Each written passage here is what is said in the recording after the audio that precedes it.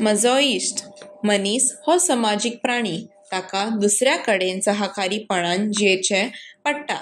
जिविताच्या प्रवासान आमकां असंख्य लोक मेळटात, पूण सगळ्या कडेन आमी इश्टागत जोडनात. कारण इश्टागतीचे गरजेचे अट म्हणल्यार मन, रुची आनी स्वभाव हाचे संबंध ज्या तोड्या मदीं आमी सोदून काडटा ताका आमी इश्ट म्हणटा आनी ताची इश्टागत आमच्या काळजांत उरता.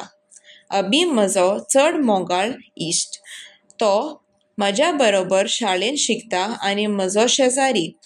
ताचें मोगाळ चरित्र आनी शिकूंक एकदम हुशार. ताची आवय बापूय दोगांय दोतोर आनी अशें म्हणून ताचो वाडटो संबंद सामको भलायकेन भरिल्लो वातावरणांत जाला. ल्हानपणा सावन आमी एकठांय खेळटाले आनी एकामेकाच्या सांगाताची मजा घेताले. अबी वर्गांत सदांच पयलो आसता.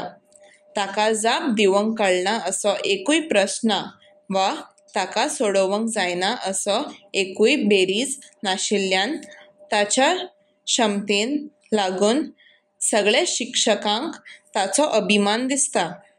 अबी जायते फावटी म्हाका बी शिकयतात.